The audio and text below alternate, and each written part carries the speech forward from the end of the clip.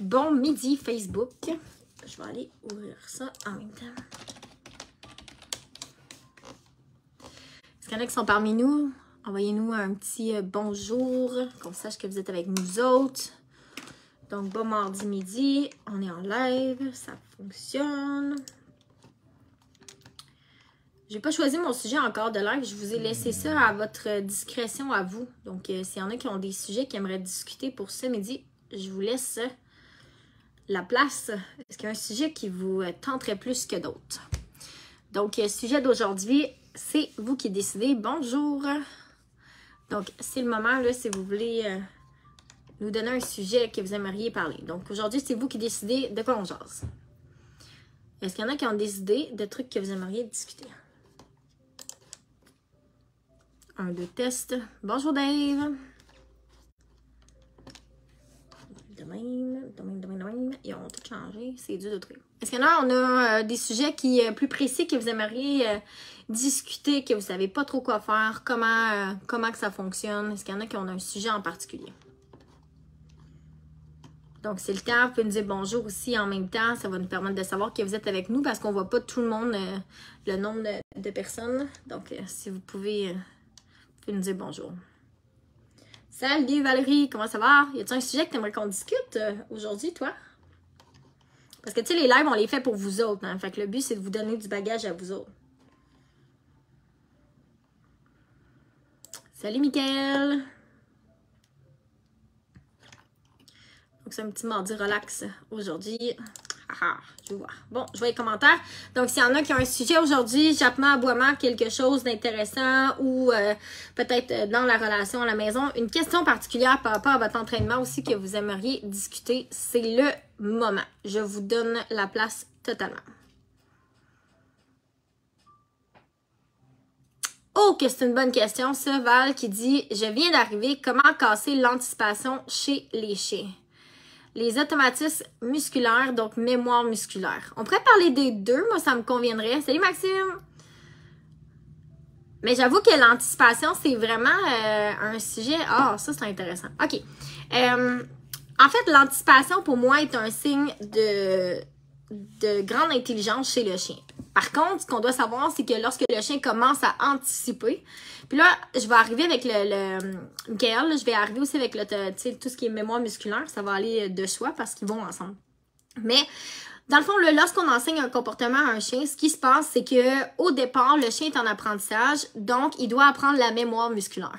Il doit apprendre comment faire pour faire le geste, le mouvement, comment placer ses pattes et tout ça. Donc, la mémoire musculaire, la façon qu'on va le travailler, c'est qu'on va vraiment aller leurrer ou aller développer une mécanique spécifique pour amener le chien à faire quelque chose qu'on veut. Exemple, un assis, est-ce qu'on veut que les fesses se ramènent vers les pattes ou on veut simplement que le chien se bascule vers l'arrière? C'est deux mémoires musculaires qui sont différentes, mais s'ils ne sont pas travaillés de façon à créer un ou l'autre, vous allez retrouver en fait la mémoire musculaire naturelle du chien, tout dépendamment de ce que lui préfère. Bonjour Maggie! Salut Val Couture. Donc, lorsque vous travaillez avec votre chien, salut Lara, lorsque vous travaillez avec votre chien au niveau de la mémoire musculaire, on va y aller, exemple, avec un exercice encore plus simple. Mon chien, je veux l'envoyer sur le tapis. Ce qui va se passer, c'est que quand mon chien va faire comme « Ah, je le sais, qu'est-ce que tu me demandes, je sais qu'est-ce que j'ai à faire », le chien va anticiper la commande. Et donc, à ce moment-là, il va se lancer sur le tapis avant même que vous l'ayez demandé. Ce qui est super drôle, bonjour Francine, ce qui est super cool aussi, c'est que souvent, quand le chien va le faire, nous-mêmes, on va être content que le chien le fasse, donc on va récompenser l'anticipation. Et là, qu'est-ce qui se passe? C'est que le chien vient de prendre le contrôle de l'exercice parce qu'il dit « Ah, je le sais déjà ce que j'ai à faire, donc pourquoi pas le faire à l'avance? » Et là, on a un chien qui anticipe, puis qui anticipe, puis qui anticipe, puis au final, on vient de perdre complètement le contrôle de ce qu'on essayait de faire. Donc, lorsqu'on a un chien qui anticipe, ce qu'il faut savoir, c'est qu'on doit être beaucoup plus allumé dans nos changements à faire. Par exemple, si mon chien commence à anticiper le tapis, mais à ce moment-là, je vais aller renforcer le vient. Si, exemple, mon chien commence à anticiper le rappel, comme par exemple, si ce que Michael vient de dire, on est connecté, en anticipation du rappel, le chien reste autour du maître parce qu'il sait qu'on va l'appeler tout le temps, ben à ce moment-là, je vais l'envoyer au tapis. Puis là, ça m'amène à parler, dans le fond, des commandes alternatives d'un côté et de l'autre. Le va et le vient. Que ce soit au e-collar ou que ce soit vraiment dans un entraînement de base, on devrait toujours essayer d'aller chercher des des exercices contraires, si je peux dire, pour pas que le chien tombe stock dans sa commande. Donc, lorsque le chien, exemple, arrive, il vient chercher sa récompense puis qu'il reste toujours autour de toi, ben plutôt que de récompenser toujours l'anticipation du rappel, ben tu pourrais commencer à lui demander une autre commande, par exemple. Commencer à challenger, voir un assis, un couche, un spin, n'importe quoi, juste pour le garder allumé. Salut Nathalie! Puis, en le gardant allumé, ce que ça va faire, c'est que le chien va rester dans le travail. Et comme il travaille et qu'il gagne sa récompense, il gagne pas gratuitement ce qui se passe. Et de cette façon-là, on va éliminer, dans le fond, l'anticipation. Et là, c'est vraiment important, on corrige pas l'anticipation. C'est pas grave si le chien anticipe. On peut garder la laisse, ça dépend de ce que tu fais là, mais on peut garder la laisse juste pour l'empêcher d'anticiper. Sinon, juste le fait de ne pas récompenser l'anticipation, des fois, c'est suffisant. Ça amène le chien à réfléchir. Par contre, ce qu'on doit savoir, c'est que l'anticipation, c'est vraiment une belle preuve d'intelligence et ça démontre à quel point le chien veut être meneur puis qu'il veut mener la game tout le temps. Fait que souvent, le chien va vouloir mener la game dans le jeu, il va vouloir mener la game dans les exercices. Parce que c'est pas parce qu'on travaille strictement avec une gâterie ou quoi que ce soit que le chien ne voudra pas aller chercher le contrôle quand même. Puis il va trouver toutes les façons possibles d'essayer de manager cette histoire-là et on se retrouve finalement un peu à la merci du chien parce que là, le chien finit par faire « Ah, j'essaie du tapis, ah, je me couche, ah, je fais de mort, j'essaie quelque chose », tout dépendamment à quel point ton chien a de l'imagination. Puis là, on se retrouve à peut-être manquer un peu d'imagination pour challenger son chien. Puis là, on se retrouve avec une problématique justement que le chien fait les exercices à la place du maître et on a anticipation. Par contre, je me dis, Val, toi, tu parles d'anticipation, mais est-ce que c'est vraiment une anticipation de l'obéissance ou c'est plus une anticipation, exemple, que je m'en vais au parc? Salut Nicolas, comment ça va? La gang, il me semble que t'es rendu à Victo, hein, toi, Nico, propriétaire de ces Chico. Anticiper une visite, ouais, ok, exact, c'est ça. Anticiper une visite, une randonnée, un tour de char, un départ. Donc, ici, on parle de contexte. Donc, le chien anticipe ce qui va se passer puis se met tout de suite dans l'émotion dans laquelle il va être. Honnêtement, l'anticipation des environnements, puisque est-ce qu'il y en a d'autres qui ont cette problématique-là, là, vous pouvez nous le mettre en message. Oui, moi aussi. Salut Marie-Hélène. Donc, le fait que ton chien, exemple, il cille avant de sortir de la cage, ou il se met à chigner ou à japper en voiture, ou il se met à chigner avant d'arriver, exemple, à ton cours d'obéissance. Avant de se pencher sur le fait, Nicolas qui dit yes en direct en même temps que mes commandes, toujours un plaisir. Cool, ben, super, on timing est bon.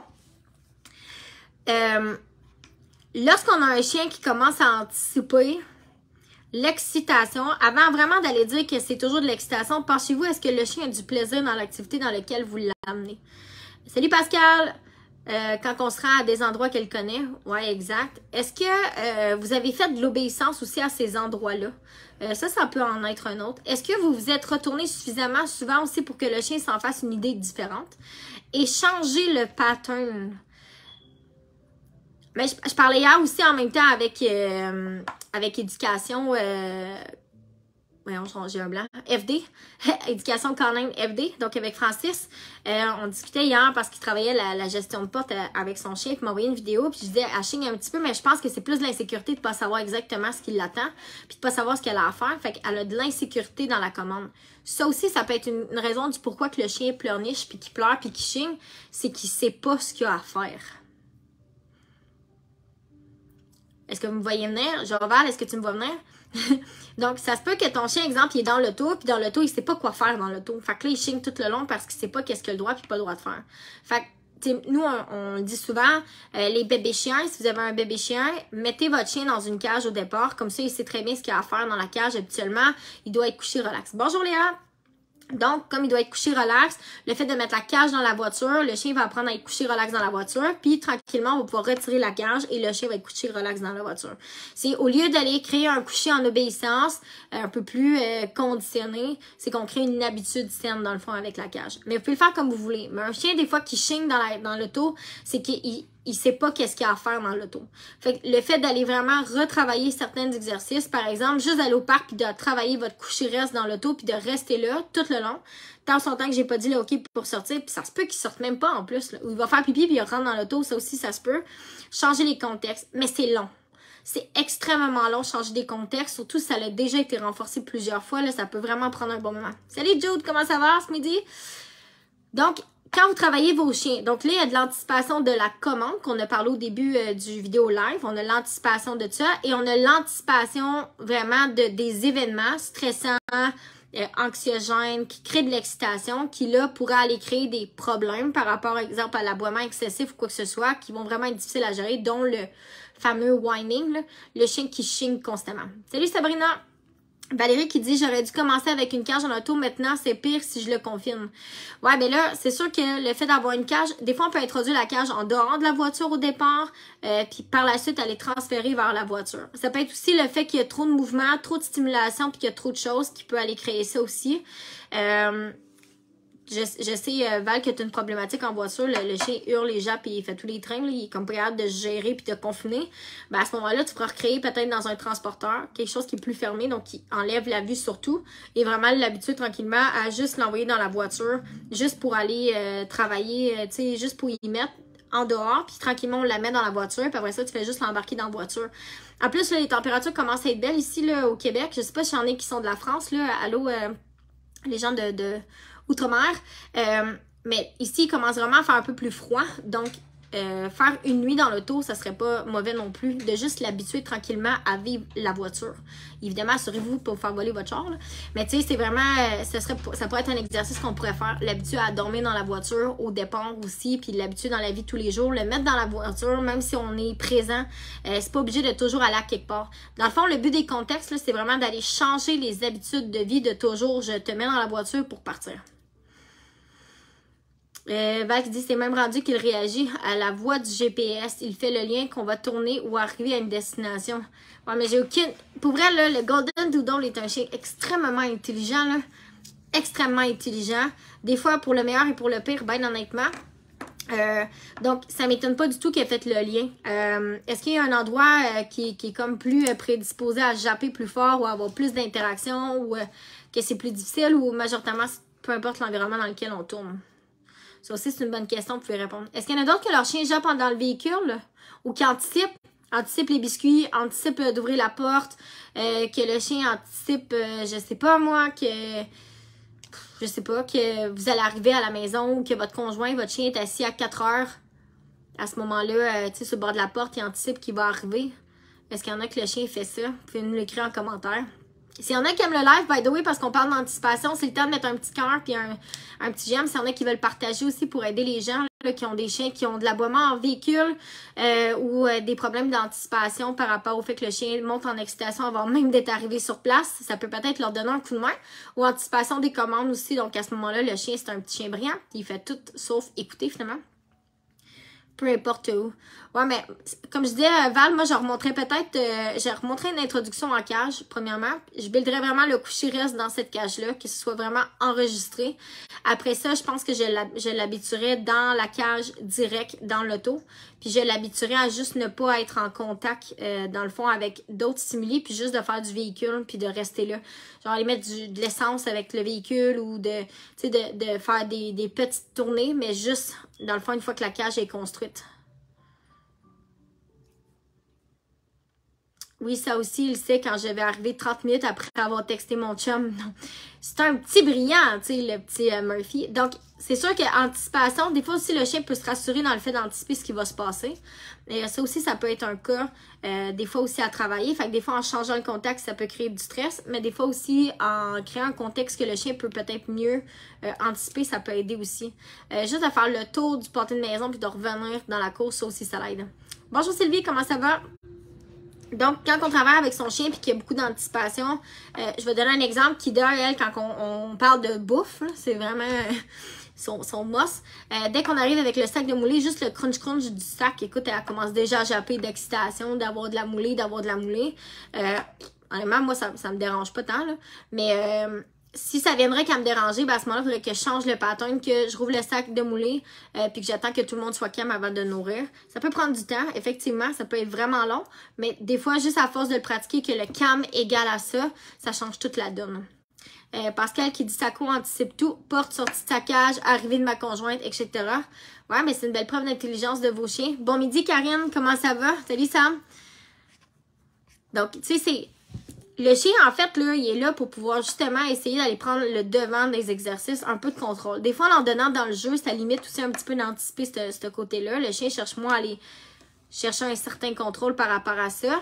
Mais en majorité, tous les chiens vont essayer d'aller anticiper. Puis l'anticipation, ça peut être bon dans plein de sphères de la vie. Exemple, je vais aller créer plus de drive dans un exercice, ben je vais utiliser l'anticipation pour avoir plus d'excitation, plus de drive, plus de frustration. Je peux utiliser aussi l'anticipation dans un exercice, par exemple, où est-ce que je veux que mon chien rentre dans la maison puis il va directement au tapis, c'est qu'il anticipe que je vais l'amener au tapis. Fait qu'il essaye de juste y aller par lui-même avant même que nous, on exige.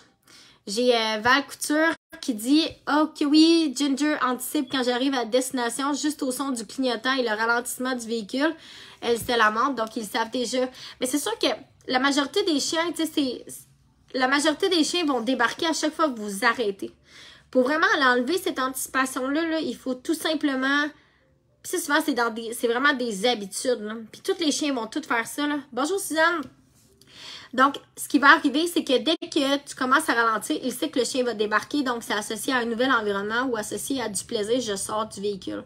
Parce que pour certains chiens, le fait d'être dans le véhicule, c'est d'être confiné. Et c'est le seul confinement qu'ils ont. Fait que, nous, dans notre cas, nous, nos chiens sont habitués d'être régulièrement dans le véhicule puis de juste rester là. Bonjour Sylvie. Donc, comme ils restent juste dans le véhicule, des fois ils sortent, des fois ils sortent pas, il n'y a pas l'anticipation de sortir. Fait que ça permet vraiment d'aider. Donc, changer le contexte au maximum. Des fois, il descend, d'autres fois, il descendra pas. Des fois, il va avoir la possibilité de travailler son coucher relax. D'autres fois, il va avoir la possibilité de juste faire de l'obéissance. Ça va tout changer la donne. Ne sortez pas vos chiens toujours pour aller au plaisir. Et encore là, sortez-le pas toujours pour aller chez le veto non plus. C'est un peu le même principe chez le veto. Dites-vous une chose, si votre chien a toujours une mauvaise association du vétérinaire ou du toiletteur, pour moi, c'est la même affaire, ben le chien anticipe déjà, dès qu'il rentre dans le stationnement, ça sent l'odeur du vétérinaire, donc il commence déjà à anticiper tout ça. Puis souvent, le chien, dans le fond, va déjà se mettre dans un autre état. Donc, des fois, on a tendance à pas mal socialiser, mais à moins socialiser les chiens dans des endroits comme ça, comme le veto ou le toiletteur. Des fois, juste d'aller travailler dans le stationnement, juste coucher relax, d'apprendre à vivre avec l'odeur, puis c'est pas toujours associé à tu vas te faire manipuler, puis des vaccins, puis tu sais, de prendre la température, des choses comme ça, puis des manipulations qu'on veut pas. D'habitude, le chien tranquillement juste à ça. Mais le chien, dites-vous une chose, là, le chien se fait toujours une image sensorielle, donc toujours avec son nez avant d'arriver aux choses. Donc, il sent les choses avant même d'être rendu. Fait que, oui, le ralentissement de la voiture est une anticipation, mais après ça, ça peut vraiment aller dans tout plein d'autres sphères. Bonjour Rachel! Est-ce qu'il y en a qui ont d'autres questions? Est-ce que ça vous éclaire un petit peu, même si c'est pas un remède miracle? Est-ce que ça vous aide? On parle d'anticipation, anticipation des commandes, anticipation au niveau des fois des événements, la porte, les choses comme ça. Demain, c'est au niveau du jeu. Avec le mot balle, à lui seul, elle devait être complètement désorganisée et survoltée. Ouais, ben en fait, c'est correct, ça veut dire qu'elle adore sa balle. Par contre, des fois, le pit peut avoir une problématique au niveau de la gestion des émotions. Fait que c'est un peu comme si l'eau a bouilli, puis à un moment donné, ça explose parce que c'est too much. Fait que des fois, juste ça peut juste monter trop haut. Fait que des fois, garder le niveau d'excitation en jouant avec le chien. Donc, quand le chien commence à monter trop en excitation, on va l'amener à coucher relax. On va arrêter le jeu jusqu'à ce que le chien décante un petit peu, puis on va repartir le jeu par la suite. Ce que ça va faire, c'est que ça va aider ton chien à être un peu moins excité puis désorganisé. Mais tu sais, les émotions, là, chez les chiens, c'est quelque chose qu'on doit leur apprendre à gérer puis à maîtriser. C'est avec la maturité émotionnelle que le chien va finir par développer justement cette maturité-là puis ce contrôle-là de ses émotions. Puis tu sais, les émotions, ça peut être la frustration, ça peut être l'excitation, ça peut être plein de choses. Donc, plus le chien apprend à gérer ses up and down, donc pic d'excitation, pic de frustration, apprendre à retomber au calme, meilleur votre chien va être et meilleur, en fait, que votre chien va utiliser ce skills-là. Mais c'est sûr que si ton chien se désorganise à toutes les fois, puis qu'après ça, on va jouer jusqu'à temps que... Un peu pour acheter la paix, là, ce qui est un classique. On arrive, puis on va acheter la paix. Ben là, ce qu'on va faire, c'est qu'on va avoir un problème parce qu'on encourage ce comportement-là, puis on s'en sortira juste jamais. Donc, je vais juste aller déliter ici encore nos super commentaires durant nos lives qui sont vraiment désagréables. Bannir. Bannir. Bye bye. Bon. Un live sur la gestion des émotions serait super. Ah là là. En fait, Lara, ben, c'est un bon point. Un live, j'en aurais sûrement pas assez. Puis l'autre chose aussi, c'est que je crois qu'il faut aller cerner peut-être plus des il gère tout de la même façon, mais pas de la même façon. Par exemple, l'excitation va virer en frustration. On va pas le gérer exactement de la même façon à chaque fois. Si le chien est vraiment déclenché complètement en frustration, ben à ce moment-là, il faut que tu aies un niveau d'obéissance qui va déjà avoir été travaillé en low drive, qu'on appelle, donc quand le chien est calme, pour être capable après ça d'aller lui demander. Mais souvent, ce qui arrive, c'est qu'on essaie tout le temps d'aller gérer l'émotion, puis on oublie que c'est l'obéissance qui va régler ça. Fait que si ton niveau d'obéissance ou de performance n'est pas assez haut, pour après ça lui demander un coucher, qu'au moins le chien fasse « je sais ce que tu me demandes, mais présentement j'ai de la misère à le faire », ben automatiquement, c'est manqué. Fait que, à tous les fois, exemple que mon chien est en excitation, je vais prendre par exemple qui est un manque de maturité, honnêtement, c'est un chien adulte, là. Si le chien est toujours en excitation, c'est un manque de maturité. Puis souvent, cette excitation-là ne sera pas juste dans un moment, ça va être dans d'autres moments, mais on va avoir négligé ces moments-là. Exemple, à l'arrivée des gens, quand tu arrives pour le nourrir, quand tu le sors de la cage, des fois aussi, quand tu arrives pour aller marcher, tu sors ta laisse, ton chien est déjà excité, ben ton excitation doit être gérée dans toutes ces sphères-là. Tu ne peux pas gérer l'émotion strictement à un seul moment. La seule chose que tu pourrais faire ou la seule émotion qu'on pourrait gérer à ce moment-là, souvent c'est la colère qui sont du cas par cas, qui est de la frustration, qui va être associée au fait de ne pas recevoir quelque chose. Fait que là, on va se retrouver à gérer cette situation-là. Mais majoritairement, pour l'excitation, là, il faut absolument que ce soit géré dans toutes les sphères de la vie pour que ce soit vraiment bien compris. Combiné avec un maximum d'obéissance où est-ce que le chien a compris. Puis tranquillement, on va partir d'un chien qui a appris les choses en bon niveau d'excitation ou peu d'excitation. Souvent, on va faire avec la bouffe parce que la bouffe, sauf ceux qui ont des labs, labrador, des chiens gourmands, la nourriture ne désorganise pas le chien. Ben à ce moment-là, on va travailler avec la nourriture pour travailler certaines commandes. Puis après ça, quand le chien a vraiment compris, on va les transférer dans le jeu. Mais là, vous comprenez que si vous n'avez pas de jeu, que vous n'avez pas organisé vos règles de jeu déjà au préalable, le jeu va être free for all, le chien n'a pas de contrôle, on demande un assis, on retire le jouet, il y a plein d'affaires. Fait que c'est pour ça que quand on parle vraiment d'aller travailler avec le principe des émotions, on va toujours aller travailler les motivations en premier pour après ça être capable d'aller chercher notre motivateur qui va créer de l'excitation à des niveaux différents, puis qu'on va être en mesure d'aller mettre de l'obéissance à des niveaux différents en progressant comme ça jusqu'à ce qu'on ait un contrôle ultime par la suite dans un monde idéal, c'est-à-dire dans le jeu, donc où est-ce que l'excitation est le plus haut habituellement. À part si l'écureuil court, mais dans la nouvelle, j'ai aucun écureuil qui s'est porté volontaire pour jouer la game. Donc, on travaille avec le jeu pour le moment. Et qu'est-ce qui se passe par la suite? Ben après ça, on peut aller créer un peu de frustration aussi au travers le jeu, monter, puis aller travailler cette émotion-là. C'est la seule façon de le faire. Fait que tu sais, quand votre entraîneur ou votre spécialiste vous dit « Ah, travaille tout à la bouffe », c'est faux. Tu ne pourras pas contrôler tout avec la bouffe. Puis s'il vous dit « Ben apprends le jeu avant », c'est parce que dans sa tête, il sait très bien que si on fait monter le niveau d'excitation, tu vas perdre complètement ton obéissance. Fait que pour moi, c'est comme des band-aids. Tu fais ton obéissance à la bouffe, tout semble bien, mais dès que tu enlèves la bouffe, le chien n'écoute plus, majoritairement, ou carrément, dès que l'excitation monte, il n'y a plus d'écoute. Donc, c'est pour ça qu'il faut vraiment transférer. Fait que, tu sais, quand je dis que je peux vous faire un live de 3 heures juste sur les émotions, comment les travailler, comment les gérer, c'est que il y a tellement de petits détails au travers de tout ça. Mais effectivement, le fait d'anticiper. Salut Lucette! J'ai manqué le début, mais une chance que... Oui, on peut l'écouter plus tard. Donc, quand ton chien, dans le fond, t'a pu montrer tes motivations adéquatement, puis aller créer un peu les émotions, tu vas être capable de travailler ça. Donc, ton chien va anticiper le fait d'aller jouer. Donc, tu commences à travailler avec un chien qui commence à anticiper, donc à déjà être super heureux. Je vais donner un exemple. Mon petit Max ici, Malinois berger allemand, maintenant, il commence à anticiper à toutes les fois que je le sors d'une telle façon avec la longe, de telle façon, il sait très bien ce qui se passe.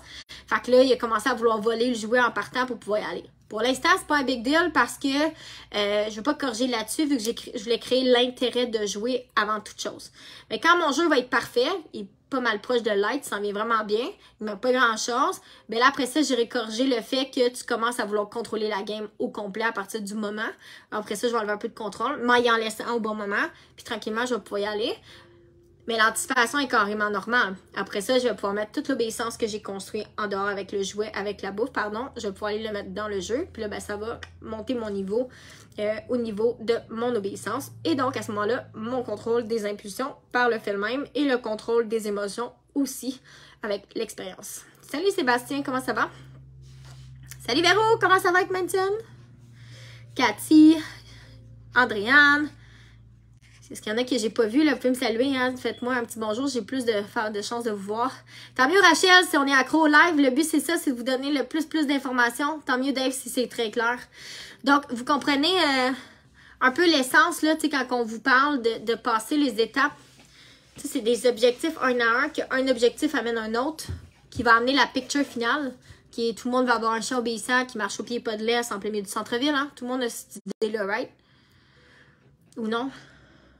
Pas mal, hein? Est-ce qu'il y en a qui ont d'autres questions sur l'anticipation? C'était notre sujet d'aujourd'hui qui a été choisi d'ailleurs par vous. Donc, anticipation, moi j'avais pris une voie plutôt par rapport à l'anticipation de certaines commandes. Salut Joe Lopez! Donc, et de l'autre côté, il y a peut-être plus la gestion des émotions, l'anticipation face à quelque chose qui s'en vient, donc un arrêt, avoir quelque chose à manger, choses comme ça. Est-ce que ça a bien répondu à vos questions? Est-ce qu'il y en a qui voudraient rajouter peut-être à ce moment-là des questions? Ça serait merveilleux. Ouais, avec du travail, on y arrive, puis les bons outils. Lucette qui dit « Chez moi, un seul trip joué, les autres courent après au lieu de courir. » Ouais. En fait, le jeu, habituellement, j'essaie vraiment de le développer un après l'autre. Je les mets pas tous ensemble. La raison pourquoi je les mets pas tous ensemble, mes chiens, c'est qu'il y a un aspect de compétition. Donc, à moins que je vais aller créer l'aspect de compétition puis le désir pour le jouet, qui va vraiment plus tourner en possession de ressources, je vais rarement jouer toute la gang ensemble. Je vais vraiment prendre le temps puis un moment pour aller jouer avec chacun d'eux pour que chacun d'eux comprenne qu'ils ont un temps privilégié avec moi. Sachez que le jeu aussi va vraiment aller développer une relation complètement différente. On est vraiment dans l'aspect social. Donc, si, exemple, on est juste relié à la nourriture, qui est souvent plus relié à un comportement maternel, ce qui est correct au début, mais à un moment donné, si on tourne pas ça vers le jeu, puis dans l'éducation des bases, puis des fondations de règlements et tout ça qu'on met au travers de ça, ben il va garder une certaine immaturité. Donc, un chien habituellement qui ne joue pas, qui est beaucoup dans la nourriture, à moins d'avoir reçu de la correction physique ou quoi que ce soit, il risquerait d'être un peu plus immature. Donc, si, exemple, on les met tous ensemble, ça se peut que le chien ne veuille pas courir après le jouet, tout simplement parce qu'ils veulent pas créer le conflit de la possession de ressources. Donc, à ce moment-là, jouez chacun un après l'autre pour vous assurer, dans le fond, que chaque chien trouve son compte puis qu'il comprenne aussi comment jouer. Parce que si on ne l'aura pas appris jeune, le chien ne sait pas comment jouer non plus avec la balle, qui est un substitut, en fait, de recrache mes bras, ne me mords pas, puis soit pas physique directement avec moi.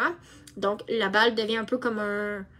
Puis, tu sais, la meilleure façon de le voir, c'est un peu comme les enfants qui chamaillent. Ils chamaillent physiquement un avec l'autre, un saute sur l'autre, tout ça, quand ils sont plus jeunes. Puis à un moment donné, ben, on met un ballon entre les deux, puis on leur dit jouer au soccer. Au travers de ça, ils vont apprendre à jouer au soccer, puis ils vont avoir du plaisir, puis ils auront plus à sauter dessus, puis à se péter sa gueule. Les chiens, c'est la même chose. Fait que le jeu commence par être physique, puis après ça, nous, on trouve une alternative avec un jouet, une balle ou quelque chose pour enlever l'aspect trop physique, même s'il peut en avoir un peu. On enlève l'aspect trop physique et pour transférer vers un jeu qui est peut-être plus... qui est plus contrôlé avec certaines règles. Parce que même dans un jeu physique entre les chiens, il y a aussi des règles. Tout le temps.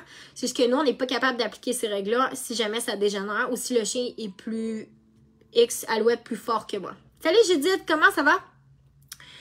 Donc, l'idéal, c'est vraiment justement de transférer tranquillement vers un jeu moins physique. Donc, ici, là, Lucette, ouais, Lucette de Glaude, tu sais, s'il y en a juste un qui trippe à jouer puis que les autres courent après lui au lieu de courir après leur jouet, ben... T'en as peut-être qui ont juste jamais transféré le jeu dans un jeu peut-être plus pédagogique ou plus axé sur le jeu ou quoi que ce soit. Ça commence toujours avec la proie aussi, le désir de courir après des trucs, puis après ça, ça se transfère vraiment plus en collaboration. Mais tu sais, ça prend du temps, là. Faut mettre de l'énergie, puis ça sera pas en criant ciseaux que tout va se faire tout de suite. Des fois, ça peut être long. Max, ça a pris vraiment du temps avant qu'il débloque dans le jeu, même si c'est un chien qui est de berger malinois, puis qu'il devrait l'avoir, mais on dirait qu'il avait juste jamais catché comment jouer la game. Fait que des fois... Juste en prenant le temps de le faire, puis d'expliquer les choses, puis en twitchant une coupe d'affaires, ben, boum, tout se place. Dites-vous aussi que le jeu, tu sais, c'est quelque chose que le chien doit anticiper qu'il va avoir du plaisir. Donc, si à toutes les fois qu'il arrive pour jouer avec toi, tu es toujours en train de dire « Assis, ton couche, full d'obéissance pour très peu de jeux », ben, il n'y a personne qui va vouloir aller jouer avec toi. Puis c'est la même chose aussi, c'est à toutes les fois qu'il te rapporte le jouet, on commence à toujours y retirer le jouet, à faire un down. Des fois, ça aussi, ça va faire la différence. Puis là, le chien ne voudra pas jouer. Fait que le jeu devrait vraiment être win-win des deux côtés. Mais tu sais, je sais que des fois, c'est plus dur à travailler. De là, pourquoi que travailler avec quelqu'un qui travaille au niveau de l'entraînement des chiens, qui travaille dans le jeu, va pouvoir mieux vous guider sur comment bien jouer avec le chien, que ce soit un beau tug ou que ce soit bien joué de façon adéquate. Puis trouver le jeu adéquat aussi pour votre chien qui vous libère les mains de dans la bouche. C'est bien beau les balles, là, mais si vous êtes rendu la main complètement dans la bouche pour essayer de retirer, ben mettez-y une corde pour être capable de le faire. Puis en plus, c'est plus sécuritaire si votre chien est lavable, vous êtes capable d'aller juste tirer sur la corde.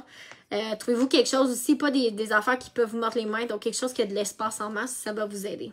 Donc, plus le chien va anticiper, pour venir à notre sujet du départ, parce que je peux vous parler comme ça de l'après-midi de plein de choses.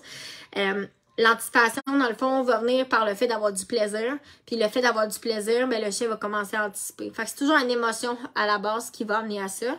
Mais l'émotion peut partir d'un petit peu d'excitation. Donc, des fois, du stress de ne pas savoir où est-ce que je m'en vais. Puis s'en venir tranquillement à de l'anticipation de je sais exactement ce que je m'en vais, puis je vais avoir du plaisir. Fait que le but, c'est de se transférer vers ça, où est-ce que là, le chien est capable de se calmer. Mais dites-vous une chose, l'excitation, des fois, pour les jeunes chiens, c'est pas évident à gérer. Fait que toujours d'aller travailler calme, relax, puis vous assurer que ce que vous devez demander à votre chien, c'est clair comme de l'eau de roche. Fait que si c'est un ACRS, c'est un ACRS. Puis des fois, juste à force de le récompenser, le chien s'en va aussi au travers de ça. Est-ce qu'il y en a d'autres qui ont des questions? C'est le moment. Vous pouvez nous écrire là pendant qu'on est en vidéo live. C'est le moment. Salut Faye, comment ça va? Diane, Sophie, allô, ceux qui viennent de se rajouter là.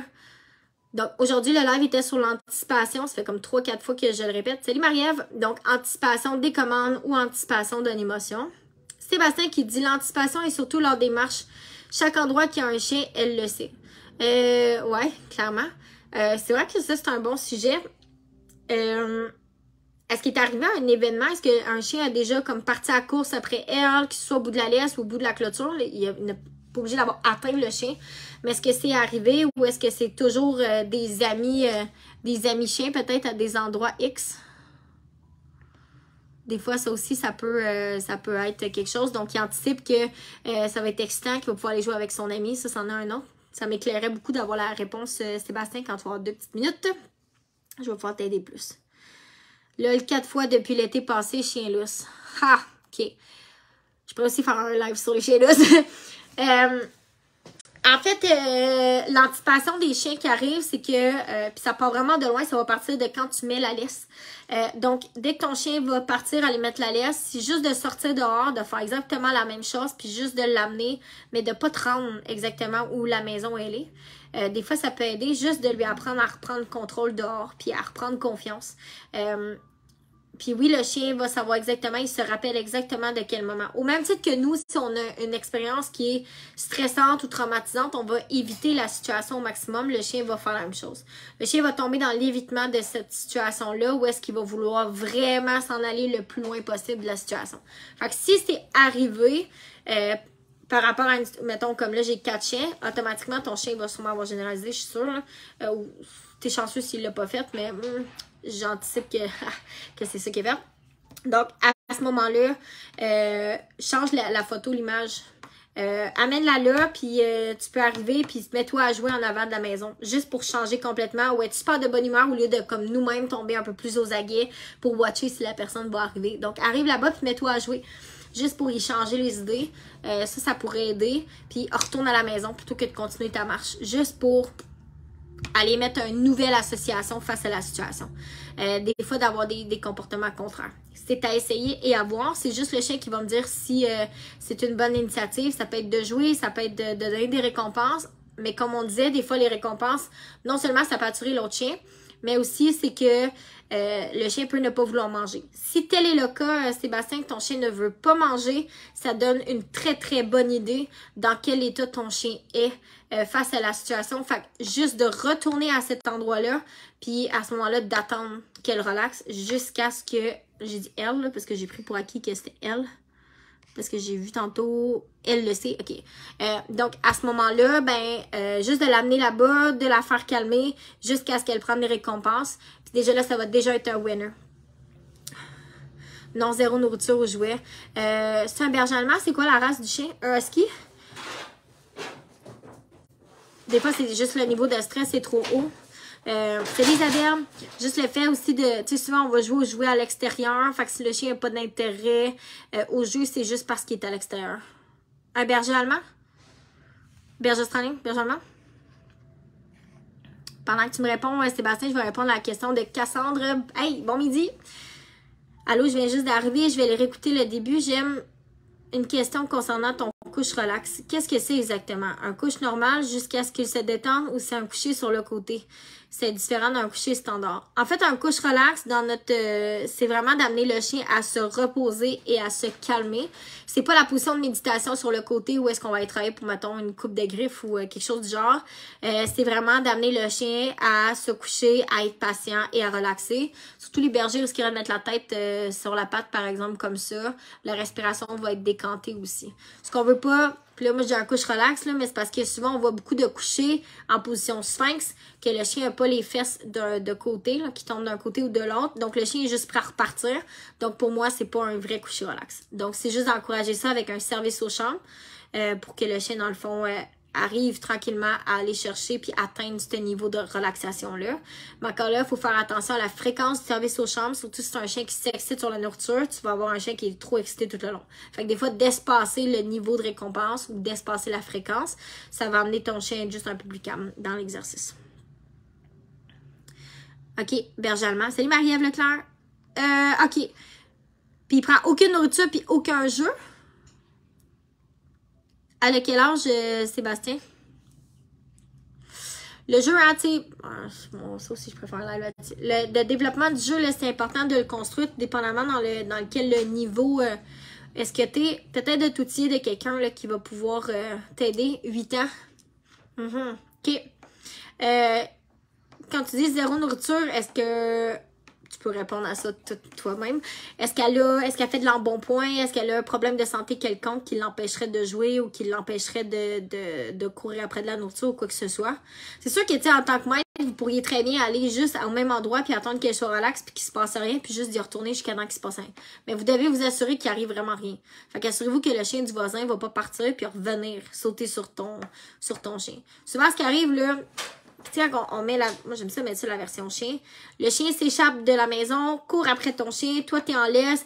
La situation arrive. Les chiens n'ont pas vraiment le temps de se sentir. Là, c'est un peu chaotique. Là, tu ramasses le chien du voisin. Tu vas leur porter aussi. Si t'es chanceux, le voisin revient chercher. Puis là, ben, qu'est-ce qui se passe? Ça finit comme ça. Fait que c'est un peu comme ça. Toutes les fois que ton chien croisait un individu, c'est toujours un peu négatif, nébuleux puis bizarre. Fait que le chien s'en fait pas nécessairement une idée. Fait qu'après ça, ça peut juste rester dans cette émotion-là. Être au chien. Ouais, mais c'est ça. L'attrait au chien, d'habitude, là, c'est toujours associé au désir de jouer.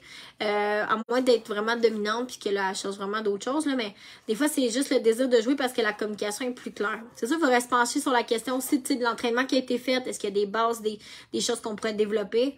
Un chien 8 ans quand même, fait qu'il faut quand même élaborer quelque chose de sweet, là. Le fait que c'est une femelle aussi, est-ce qu'elle a beaucoup d'affection chez toi? Ça aussi, ça peut nuire à ta relation. Ça aussi, ça peut créer un conflit par rapport au fait que dans le fond, elle est juste irritée. Salut Alex, comment ça va? Et donc, à ce moment-là, des fois aussi de faire attention au flattage gratuit. Tu sais, là, moi, je lance des idées comme ça dans les heures, là, mais c'est vraiment... il y a plein de choses à travailler là, au travers de ça. L'attaque des 2 pitbulls l'été passé a tout fait dégénérer. Ouais, ça c'est... Dans le fond, là, c'est que nos chiens, là, ils vivent dans des maisons où est-ce qu'ils pensent qu'ils sont le kingpin, puis ils arrivent dans la rue, puis là, finalement, il arrive une situation, puis le chien tombe en post-traumatique, là, un peu la même chose que chez l'humain. Puis souvent, en fait, cette situation-là fait en sorte que le chien tombe vraiment profondément dans un problème psychologique, mais dans une situation aussi d'anticipation, puis d'anxiété, puis de stress. Fait que, tu sais, faudrait que je l'évalue, là. Je parle comme ça un peu par-dessus mon chapeau, mais tranquillement, tu sais, de retravailler certaines affaires, d'amener la nourriture doucement. Est-ce que la chienne est vraiment en mode dépression aussi, là, par rapport à la situation? Est-ce qu'elle a été blessée? Est-ce qu'elle a des blessures? Tu sais, plein de choses qu'on pourrait regarder, là. Mais, guys, tout ça pour dire, vous allez pouvoir partager cette vidéo-là. Attachez donc vos chiens. Comme ça ne crée pas de problème. Même s'il est fin, même s'il est gentil, même s'il a le plus beau nez du monde, même s'il a des belles oreilles, attachez vos chiens. C'est pas tous les chiens qui sont sociables, donc c'est important de pouvoir respecter chacun et chacune là-dedans. Un sujet avec lequel j'ai un gros problème avec l'un des miens, c'est la protection de ressources. Peut-être que ça pourrait être un sujet sur lequel tu nous donnerais des trucs. En tout cas, moi, il est obsédé et les autres chiens ne l'approchent pas. Est-ce que la possession de ressources, c'est strictement avec toi? Avec les autres chiens? J'y pense d'aller vous voir sous peu. Je suis découragée. Et dans quelle région, Sébastien? Salut, Romain! Des fois aussi, si nous, on est à Sherbrooke, là, des fois, d'aller leur développer un peu quelque chose. Des fois, Sébastien aussi, ça peut être le manque d'intérêt à la nourriture au jeu. Ça peut être un problème au niveau du dos. Ça peut être un problème au niveau aussi physique. Il est un Gus. On est à Scott Corner. On est à côté. Viens nous voir quand tu veux. On pourra regarder ça ensemble. Avec tout le monde. Possession de ressources. En plus, là, il n'y a pas de jeu. Il n'y a pas de... Ah, j'ai une petite idée. Ouais, on pourrait regarder ça. C'est sûr que quand on parle de possession de ressources, là, c'est sujet à plein d'autres affaires, là. Mais est-ce qu'il y en a d'autres qui aimeraient ça, possession de ressources, qu'on parle de ça? Est-ce qu'il y en a d'autres qui aimeraient qu'on parle possession de ressources dans notre prochain live? Est-ce qu'il y en a qui ont d'autres sujets qu'on aimerait qu'on parle pour la semaine prochaine? Ça va être à suivre. Good. Possession de ressources. OK, quand même. C'est un gros sujet. Salut, Sylvie! Mais là, attendez, là, parce qu'il faut que j'aie des détails. Possession de ressources au niveau des os, de la nourriture ou possession de ressources? Puis encore là, vous devez me démystifier, est-ce que c'est la possession de ressources envers les autres chiens ou de la possession de ressources envers l'humain? Parce que pour moi, c'est pas la même affaire. Possession de ressources envers les autres chiens est un comportement entièrement normal, tant que ça ne dévie pas dans l'extrême. Ton chien rentre plus dans la cuisine, ça c'est extrême. Puis encore là, possession de ressources envers l'humain, est-ce que c'est par rapport à la nourriture ou par rapport aux jouets? Est-ce que ça l'a dégénéré aussi, exemple, vers un bas ou un article ou quelque chose? Ah, c'est jouet, ok, c'est un manque de collaboration, ok. Fait qu'on pourrait mettre ça, collaboration, possession de ressources. Toutes ces réponses. Tu mets pas Alex. Parce que c'est pas la même affaire, là. Puis ça se travaille pas, ben, non, c'est là avec les chiens, ça va se travailler différemment que celle-là, possession de ressources avec l'humain. Possession de ressources, os, jouet, travail dans la maison avec l'humain. Pas de nourriture, il mange côte à côte. Gestion de l'abattement en émotion. Difficile à corriger, ça pourrait être un sujet à un moment donné. La ressource étant l'humain envers les autres chiens. Ça pourrait être aussi une chose. Mon papier veut pas que mon vieux chien vienne proche de sa cage ou nous dans le salon. OK. Un live sur comment déchiffrer le langage canin. Un autre gros sujet. Seigneur, Lara! Lara, formation de spécialiste dans ton cas, à toi! Relation chien-chat. Avoir des trucs pour garder le chien calme, neutre envers le chat. Ouais, ok. Ça aussi. Andréane, ce qui pourrait t'aider là, concrètement, dès maintenant, là, ce serait la formation sur la gestion d'espace. La gestion d'espace, là, c'est vraiment une belle façon, dans le fond, d'aller... c'est une formation qu'on a en ligne, là, qui est pas, il me semble, 55 $, je pense. Puis on travaille avec les chevaux, puis on travaille avec les chiens pour mettre deux animaux différents. Mais c'est une belle formation pour t'aider, dans le fond, à comprendre la gestion d'espace, comment respecter la bulle d'un individu. Fait que des fois, ça pourrait être une belle formation à appliquer dès maintenant, si jamais c'est quelque chose que vous aimeriez faire. Qui est, by the way, aussi la même chose pour la possession de ressources intercanins, ceux qui en ont des problèmes. Ça pourrait être aussi le même principe. Donc, formation, l'échappement par frustration. Qu'est-ce que tu veux savoir, Cassandre, par rapport au échappement de frustration? Comment les créer ou comment les enlever? Chien avec tout ce qui bouge dehors.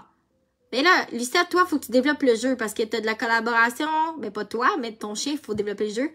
Parce que tu as de la collaboration, tu as tout ce qui bouge dehors. Fait que tu as de la prédation. Tu as un petit peu de proie. Prédation, je dirais pas nécessairement. Je l'ai pas évalué, là. By the way, la prédation, est-ce qu'il y en a qui sont capables de me répondre à ça? Hey, je vous pose une colle. Qui peut me répondre? C'est quoi la différence entre de la prédation et de la proie?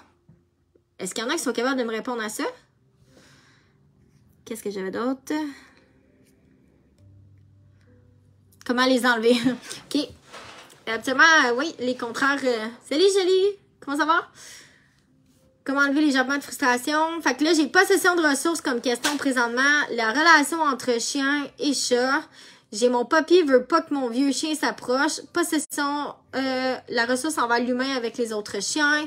Jappement de frustration. Jappement en général. Est-ce qu'il y en a qui peuvent répondre à ma question? C'est quoi la différence entre la prédation et la proie? Valérie qui dit la formation sur la gestion de l'espace m'a fait réaliser à quel point ma position et prestance fait une grande différence sans même dire un mot. C'est super comme formation. C'est vraiment cool. C'est une formation qu'on a développée, Myriam Belle-Île avec moi. Elle, côté chevaux, moi, du côté des chiens, pour aller justement enseigner à quel point tu as un crescendo d'intensité que ton corps projette, mais aussi la façon que tu parles puis la façon que tu donnes tes intentions. Fait que c'est vraiment une belle formation qui va t'outiller sur comment, des fois, ce qu'on dit pas dit beaucoup plus qu'on pense.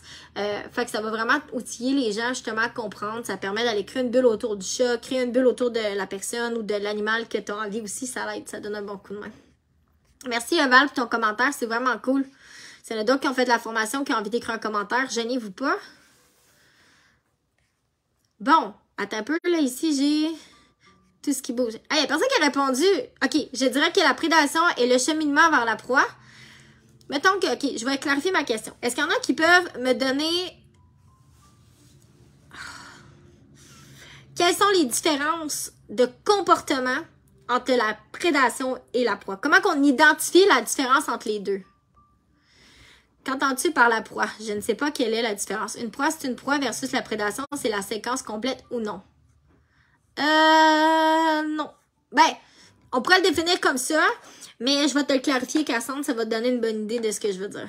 Le mien est intense, rien ne lui fait tourner les yeux. Il ne bouge plus quand un écureuil passe. Aïe, ça a commencé de bon. OK. La prédation, habituellement, est un comportement en silence. Donc, habituellement, là, quand le chien tombe en prédation, le chien va tomber lock, donc focus lock. Donc, il ne va plus vouloir rien regarder autour. Il va tomber silencieux. Donc, il va tomber avec aucun jappement. Et souvent, exact, prédation sans bruit. Et souvent, ce qui va arriver, c'est que tranquillement, il va s'avancer vers la proie. Et souvent, il va avoir une morsure. OK? Fait que la prédation est pas toujours, c'est pas toujours à la consommation, là. C'est parce que maintenant, le chien ne consomme pas nécessairement. Mais ça reste que la grosse différence entre la proie et la prédation, c'est que la proie va amener de la frustration, va amener de l'aboiement, il va vouloir faire lever le gibier, il va vouloir le pourchasser. Mais quand il arrive dessus, il sait pas quoi faire nécessairement. Il peut avoir une morsure, tout dépendamment du chien, tout dépendamment de la séquence tu sais, où est-ce qu'il est arrêté. Fait que la séquence de prédation est un petit peu différente. Puis souvent, en fait, c'est le cas majeur qu'on voit, c'est que beaucoup de gens disent « Ah, le chien a de la prédation. » Puis moi, tout ce que je vois, c'est un peu de proie. C'est-à-dire le désir de pourchasser les papillons, les choses comme ça, mais t'as pas nécessairement la séquence de prédation complète. Donc, à ce moment-là, c'est un petit peu différent. C'est un jeu de mots tout simplement pour dire que, habituellement, quand le chien a de la proie, c'est que le désir de jouer va être on va être en mesure de pouvoir aller le créer. La seule chose, il va falloir trouver qu'est-ce qui crée le désir. Est-ce que c'est le fait de pourchasser? Est-ce que c'est le fait d'être frustré, d'être restreint? Là, on pourra monter là-dedans. Mais la prédation, c'est silencieux et c'est toujours un regard fixe. Tous les gens qui ont déjà vu de la prédation, vous allez voir dans leur regard, c'est complètement différent qu'un chien qui a de la proie. Il y a vraiment pas d'excitation. C'est pas la même affaire. OK? C'est vraiment quiet. Pensez aux chasseurs, aux lions qui chassent dans les bredilles. OK? Vous le voyez, là, il se prépare, il se positionne, il lock, il garde en focus, il analyse la situation, mais il va garder les yeux toujours rivés sur sa proie. C'est un peu la même affaire. Hey, Kashi, how are you doing? I speak English. La position des oreilles pour bien entendre. Ouais, exact. Donc, toujours habituellement relevé aussi. Ça donne une bonne idée. Exact. Hey, vous êtes bon, vous avez quand même bien répondu. C'est vraiment cool. Fait que, dites-vous une chose, là, souvent, là, la séquence de proies peuvent tourner en prédation. Ça peut arriver. Le chien va avoir une prédation innée aussi. Donc, c'est quelque chose qui fait partie de lui. Donc, oui, en travaillant à la proie, tu vas aller chercher du contrôle. Mais la prédation, c'est quelque chose qui fait partie de la vie du chien. Toujours. Moi, Nook est un prédateur. OK? Il le fait depuis qu'il est bébé. Il avait 8 semaines, puis il se couchait comme un prédateur. Il fixait comme un prédateur tout ce qui bougeait, puis t'entendais rien, pas un mot. Ce qui fait en sorte que des fois, c'est plus dur d'aller chercher l'aboiement de frustration quand on veut faire d'autres choses, mais que au final, c'est que c'est un chien qui est très sérieux aussi dans sa proie. Donc, c'est un chien que développer le jeu, ça a été plus difficile parce que pour lui, chasser, c'était sérieux. Donc, ça fait aussi que quand on trouve, quand c'est un terrier, évidemment, c'est sûr que c'est un peu plus, c'est plus facile. Moi, je me rappelle d'un petit Alvin qui avait couru un premier poule ici. Donc, j'ai trouvé un écureuil mort dans son enclos et je pense que c'est lui qui l'a attrapé. Aucun doute. Il n'a vraiment pas le même comportement que dans le jeu. Exact. La prédation, c'est vraiment différent. Puis souvent, on va analyser beaucoup les comportements envers les écureuils ou quoi que ce soit de façon à ce que c'est juste de la proie. Finalement, c'est de la prédation. Et des fois, à l'inverse, les gens vont minimiser la situation et c'est de la prédation et souvent, c'est ce qui arrive, c'est que ben, ça coûte une poule ou ça coûte un écureuil quelque part dans la vie de moi parce que justement, le chien a de la prédation. On sortira pas l'animal de dedans. Please do a live sometimes in English too. We all can learn from you. Ah, thank you. I appreciate Kashi. Vraiment cool. Fait que, prédation. Hey, on est-tu parti de l'anticipation pour finalement parler de prédation? Est-ce qu'on peut faire quelque chose contre ça? Oui, on peut faire quelque chose contre ça. On peut mettre de l'obéissance puis du contrôle, développer du jeu. Est-ce que c'est le même que Lucette qui a de la prédation, qui a aussi problème avec la collaboration puis possession de ressources? Mon boxeur est vraiment prédateur. On ne peut pas enlever cet instinct du chien. Comment lui apprendre à gérer? On va développer le jeu, enlever du sérieux. By the way, là, on donne un dernier 5 minutes, après ça, je m'en vais consulte. J'ai jamais vu autant de chiens dans les... Parce que, moi, ça fait quand même 15 ans là, que je suis dans le monde des chiens. Fait que, tu sais, j'en ai vu quand même plusieurs. Mais j'ai jamais vu autant de chiens sérieux. Présentement, on travaille beaucoup avec la nourriture, avec les chiens. On veut qu'ils fassent le clown, assis, couche, donne la patte, name it. Puis, on joue pas beaucoup avec nos chiens. Mais le jeu amène moins de sérieux. Je sais pas comment l'expliquer autrement. Moins de sérieux, c'est pas super. Fait que le chien, dans le fond, là, toute la vie est toujours associée à... un peu comme les gens, faut que je travaille pour manger, au lieu de juste, comme des fois, c'est le fun de juste avoir du fun, puis juste d'avoir du plaisir, puis d'avoir quelque chose de sociable. Fait que, pour vrai, s'il y a quelque chose qu'on pourrait vraiment amener dans le monde des chiens, c'est de développer le jeu pour enlever un peu de sérieux. Puis mettre justement un peu plus de fun. Et ça vous donnerait énormément de contrôle sur vos chiens. Puis ça donnerait du contrôle aussi au niveau de l'excitation, tu sais, tout ça, ça va vous donner beaucoup de contrôle dans d'autres sphères de la vie. Puis ça va leur créer de la collaboration, puis votre chien va pouvoir vous en donner un peu plus versus de toujours, tu sais, vous chamoyer avec. Fait que ça, c'est vraiment quelque chose qui peut vraiment être important. Fait que, tu sais, la meilleure façon d'aller gérer l'instinct de prédateur, c'est d'aller mettre de l'obéissance au travers du jeu, mais le jeu doit valoir quelque chose. Donc, il faut que le jeu soit sacoche. Des fois, ça a l'air décousu au début, ça a l'air d'un bordel de tout bas, de tout côté. Le chien te saute dessus, il est pas respectueux. Tu sais, ça... Mais tranquillement, on va en venir à quelque chose. Puis une fois que ce désir-là est créé, après ça, puis que le chien a de l'excitation, puis by the way, là, le chien qui a de la prédation, là, puis qui commence à tomber en lock sur le jeu, tu vas le voir, là, il tombe en proie vraiment intense, puis il lock, donc il tombe quiet, silence, puis tu arrives à aller chercher du contrôle là-dessus, ça va t'aider. Puis par la suite, c'est sûr que de t'outiller d'outils adéquats, qui vont être montés de la bonne façon, ça va grandement t'aider aussi par la suite. Comme ça, si jamais, pour X raison que ce soit, écoute, nous qui n'est pas un abri d'un chat extérieur ou bien d'une marmotte ou bien d'une moufette, ben j'ai son collier électronique en backup si jamais le chien a décidé de prendre une mauvaise décision à ce moment-là pour me backer. Mais j'ai tout construit mon obéissance au travers de ça. Parce que je suis pas à l'abri que la moufette soit à l'autre bord de la rue puis que quelqu'un passe dans la rue, par exemple. Parce que mon chien est prédateur, il est comme ça, donc je me suis outillée en conséquence par rapport au chien que j'ai. Versus, j'ai d'autres chiens qui est zéro prédateur. Elle est vraiment plus dans la proie puis le désir de courir après quelque chose. Si on marche et qu'elle voit un chien qui vient vers nous, elle fige et ne dit pas un mot tant qu'il ne s'approche pas. C'est de la prédation? Non. Figer peut être un comportement associé à de l'insécurité par rapport aux autres chiens, puis elle ne cesse pas. Encore là, gestion d'espace. Donc, le chien arrive, exemple, avec sa queue dans les airs, donc la prestance qui démonte, l'autre chien l'analyse, puis dit si je bouge pas, puis j'essaie de m'évasser dans le décor, ça fonctionne-tu?